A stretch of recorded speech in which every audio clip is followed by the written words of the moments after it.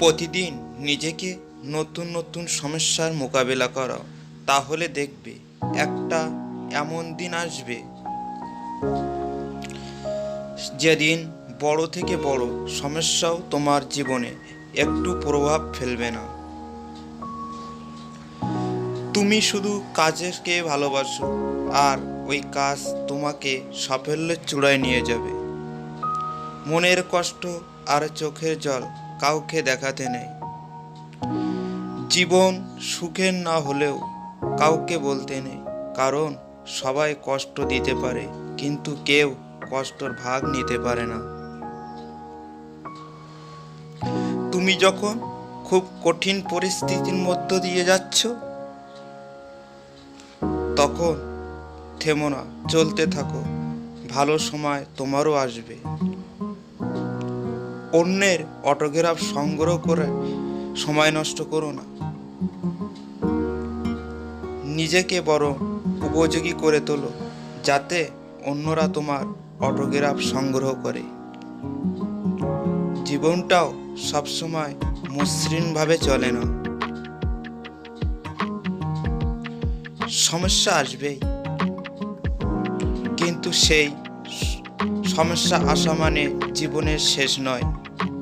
সমস্যা উদ্ভাবনী ক্ষমতা জন্ম দেয়, যা সাহায্য করে নতুনভাবে জীবন শুরু করতে। যখন জীবন তোমাকে কোনো কঠিন সমস্যার সম্মুখীন ফেলবে, তখন জিজ্ঞাসা করো না যে আমি কেন, বরং হাসি মুখে বলো আমিই পারব। সমস্যায় পড়ে যদি ভেঙে পড়ো, সমস্যা তোমার উপরে চেপে বসবে। একটা সঠিক সিদ্ধান্ত তোমার আত্মবিশ্বাসকে দ্বিগুণ করে দেয়, আর একটা ভুল সিদ্ধান্ত দ্বিগুণ করে দেয় তোমার অভিজ্ঞতাকে।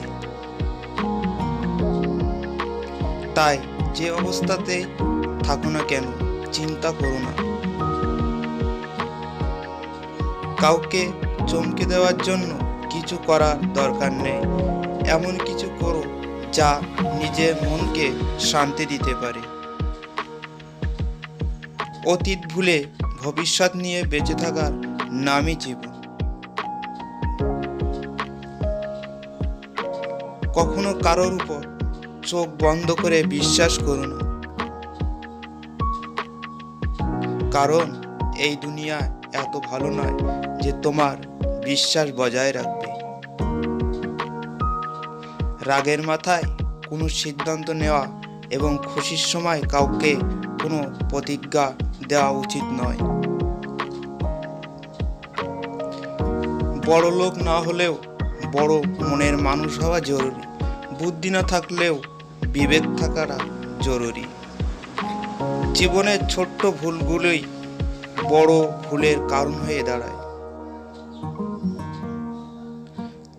তোমার জীবন থেকে কিছু হারিয়ে গেলে